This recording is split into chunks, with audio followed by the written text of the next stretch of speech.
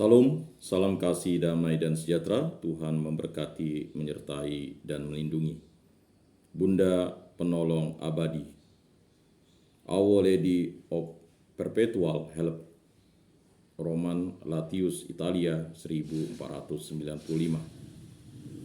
Dokumentasi sejarah dari ikon yang mujizat ini dimulai pada tahun 1495 di suatu gereja di Pulau Kreta. Pada waktu itu, ikon ini sudah mendapat penghormatan yang tinggi dan sudah lama umurnya. Beberapa penulis sejarah menyatakan bahwa asal-usul ikon ini dari abad ke-13 atau ke-14. Ikon ini mendapat devosi yang tinggi dari umat karena sejumlah berkat yang didapat melaluinya oleh mereka yang berdoa di hadapannya. Umumnya penulis setuju bahwa lukisan ini menjadi milik seseorang pedagang kaya di akhir abad ke-15. Penulis lain mengatakan bahwa sang pedagang mencuri lukisan tersebut. Sementara yang lain menyatakan bahwa lukisan itu didapat secara jujur. Pendapat lain mengatakan bahwa pedagang tersebut melarikan diri dari kereta bersama-sama banyak orang lain ketika datang serbuan pasukan Turki. Akan tetapi apapun alasannya, diketahui bahwa sang pedagang membawa lukisan itu ke Roma dan bahwa kemudian hari dia jatuh sakit keras. Sebelum dia wafat, dia meminta supaya lukisan itu ditempatkan di suatu gereja secepat mungkin. Bertentangan dengan kehendaknya, lukisan itu kembali jatuh ke tangan pribadi sampai dengan tahun 1499. Ketika lukisan itu dikawal dalam suatu prosesi yang agung menuju gereja Santo Matius di Bukit Euskuiline, suatu lempengan batu yang ditaruh di samping lukisan tersebut selama bertahun-tahun menyebutkan tentang prosesi ini dan mencatat bahwa dengan cara demikian gambar dari perawan Maria yang mulia ditahtakan di gereja Santo Matius Rasul pada tanggal 27 Maret 1499. Pada tahun ke-7 dari masa pontifikat Bapa Suci dan Vicarius Christus Sri Paus Alexander ke-6. Bunda Maria agaknya berkeinginan untuk menyatakan berkatnya melalui gambarnya ini lewat suatu mukjizat yang terjadi selama prosesi ini. Seorang pria yang telah lama lumpuh disembuhkan secara spontan ketika gambar ini lewat dalam suatu prosesi di dekat rumah di mana dia berbaring. Selama 300 tahun berikutnya, lukisan ini dipasang di gereja Santo Matius, di mana sejumlah besar mukjizat-mukjizat terjadi pada umat yang berdoa di kapelnya. Ketika para klerus dari tarekat Agustinian menjadi pemelihara, lukisan tersebut dikenal dengan berbagai nama. Bunda dari Santo Matius, Bunda Penolong tak pernah gagal, Bunda yang selalu menolong, dan akhirnya Bunda Penolong Abadi. Pada tahun 1798, Marshal Berthier atas perintah Napoleon Bonaparte menginvasi kota Roma dan memaksa Sri Paus kelima pergi ke pengasingan di Prancis. Seorang penulis sejarah melaporkan bahwa pengganti Berthier, Massena, menghancurkan hampir 30 gereja-gereja, termasuk gereja Santo Matius. Untungnya para imam sempat membawa ikon Maria yang mujizat ini. Selama bertahun-tahun, lukisan ini disembunyikan di gereja Santo Eusebius, kemudian ditempatkan di gereja Santa Maria dari Posterula, di mana lukisan ini digantungkan di kapel di sisi gereja dan nyaris terlupakan selama 40 tahun berikutnya. Lukisan ini setidaknya memiliki seorang pengagum yang setia, yaitu seorang bruder awam tua renta, Agustine Orsini, yang berdevosi khusus pada lukisan ini dan seringkali menceritakan sejarah latar belakangnya kepada orang-orang yang mau mendengarkan. Salah satu di antara pendengar yang penuh perhatian adalah seorang putra altar, Michael Marci. Ketika Sri Paus Pius ke-9 di tahun 1853 meminta kaum redemptoris membangun sebuah rumah di Roma, mereka memilih lahan tanah di Via Merula yang letaknya di antara Basilika Lateran dan Santa Maria Mayor. Ketika gereja sedang dibangun, salah satu imam, Pater Edward Swedenheimer menyebutkan bahwa dia telah menemukan referensi yang mengemukakan bahwa gereja yang sedang mereka bangun letaknya dekat dengan gereja yang dulu memuat gambar mukjizat Bunda Maria. Salah satu imam yang lain menjawab bahwa dia tahu sejarah tentang lukisan gambar tersebut dan lokasi tepatnya sekarang di mana ikon tersebut bisa ditemukan.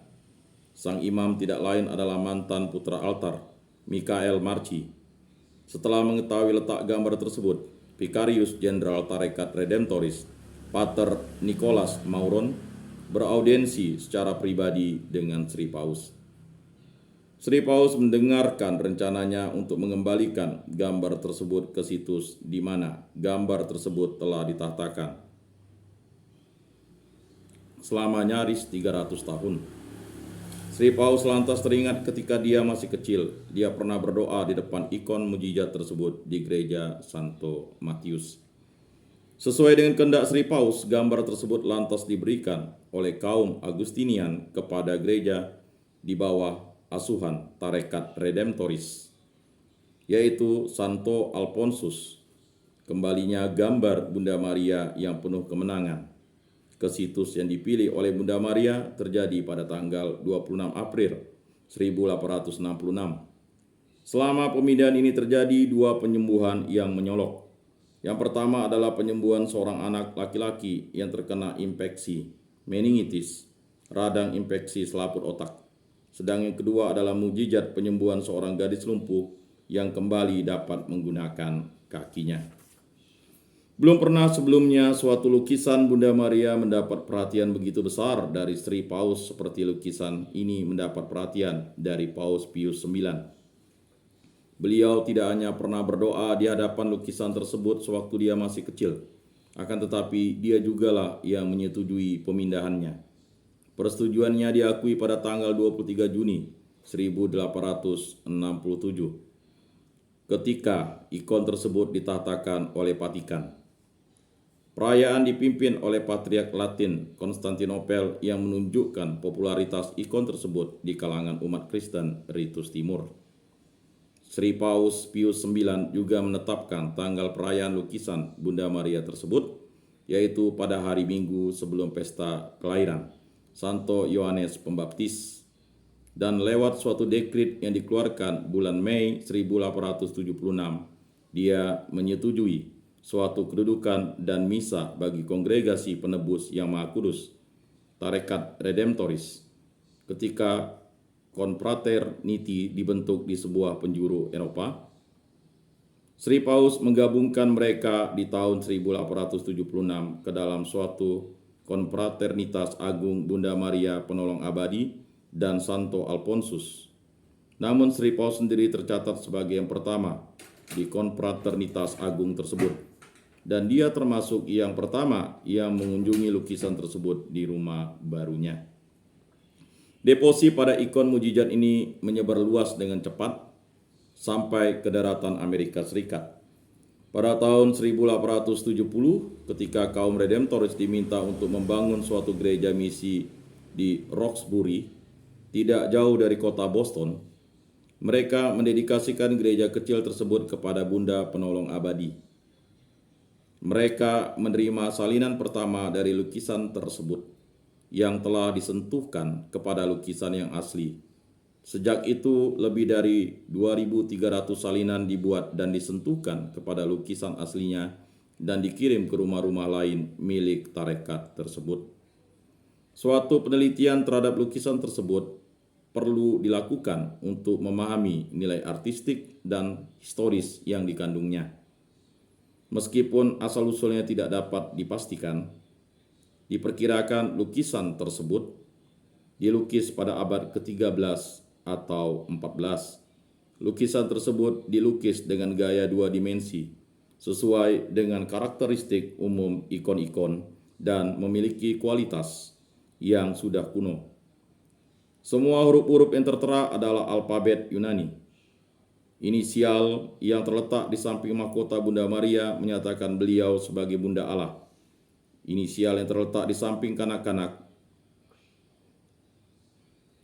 ICXC adalah singkatan yang artinya Yesus Kristus.